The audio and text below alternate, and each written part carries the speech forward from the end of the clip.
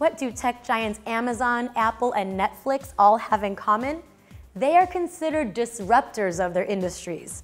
Before Amazon was your go-to e-commerce platform to purchase anything, it began as a platform for textbooks and other literary works. A few years into its operation, popular, beloved bookstores like Borders and Barnes & Noble began closing stores and shifting their business models majorly. While Apple didn't invent the first smartphone, they surely elevated people's expectations of what a smartphone can and should do. As for Netflix, well, consider the fact that you probably still have your ex-boyfriend or girlfriend's password saved for a rainy weekend of binge-watching your favorite movies, shows, and original programs like Black Mirror or Grace and Frankie. Pause. This is not an ad or sponsored segment, FYI. Now, you see, disruption isn't new, and it isn't isolated to tech or entertainment industries. In a business climate where the customer and data are king and queen, if your new company isn't adapting to its customers' preferences or drastically changing the way people do things, will it even make it past the 5-year mark? I'm Cynthia San Luis, and I'm reporting from the Beauty Star Network studio in Los Angeles, California. In this edition of Beauty Star News, we discuss the inevitable disruption of the billion-dollar cosmetics industry. To date, we've probably had an easy road in the beauty industry. Well, that depends on who you ask. A lot of the challenges faced by the cosmetics industry was adapting to the demands of previously overlooked customers. Yes, we're talking about inclusivity again. As we touched on in our last edition of What's Trending, Fenty Beauty turned the beauty industry on its head with its iconic inclusive debut back in September 2017. The ease with which beauty companies shifted their product offerings and marketing efforts proved that diversity wasn't disruptive. It was simply necessary. In 2010 and 2011, the cosmetics industry saw the advent of subscription-based services like Birchbox and Ipsy. Both companies sent subscribers 4 to 5 samples of skincare, makeup, perfume, and other beauty products. Both companies require customers to complete personal profiles upon signing up.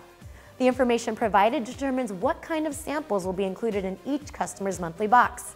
That's a bit disruptive, don't you think? Almost a decade later, and the latest disruption of the beauty industry is not a company. It's an idea, with products to match. Clean beauty. Many companies are promoting beauty products that are natural, organic, and free from all the nasty toxins that are found commonly in everyday products. Now, if you're thinking what I'm thinking, you probably agree that clean and makeup are oxymoronish. Seriously, how could products that cover or clog your pores be considered clean? Well, in Europe, legislators are lobbying for a new law that could cost the cosmetics sector billions. This new law is calling for a ban on microplastics that come in the form of microbeads in your favorite popular brand's facial wash or scrub. According to Business of Fashion, the new law would force the industry to find new recipes for 24,172 formulas with no readily available alternative. If enacted, what does this legislation mean for your beauty routine? Well, you may have to find more organic ways to exfoliate. We hear oatmeal is a great natural exfoliant.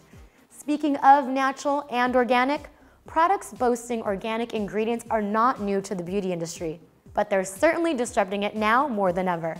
According to Chain Store Age, the business of retail, natural skincare accounted for more than a quarter of annual prestige beauty sales in the US. With $1.6 billion in total sales, this category was up 23% from the previous year. It seems that people are no longer looking for makeup to mask their facial imperfections. Rather, they're looking for products that could make them look good without it. Will the rise in sales of natural skincare products decrease the sales of makeup long term? That remains to be seen. All in all, it seems that the apparent disruption of the beauty industry is less about inevitable advancements and how technology is leveraged to reach customers.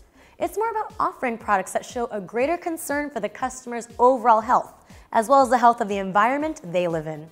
Companies like Drunk Elephant and Sunday Riley tout non-toxic, clean, or plant-based ingredients in their mid-level price products.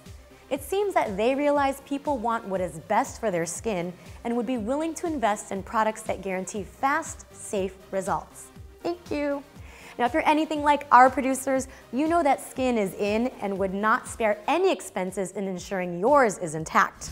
That's why we believe the natural products movement is the type of disruption we should all rally behind. Well, that's it for now, folks. If you have any thoughts or comments on anything discussed today, please be sure to connect with us on our social media platforms to share your thoughts. We'd love to hear from you. And if you haven't done so already, download our app from the App Store or Google Play to keep up with the latest beauty tips, tricks, and industry news. Just in case you missed it, catch Season 2 of American Beauty Star on Lifetime Wednesdays at 10, 9 central. Watch the episodes you missed by visiting our website, beautystarnetwork.com, or on Amazon Fire TV and Roku. I'm Cynthia San Luis, and I'm reminding you that oftentimes disruptions are necessary.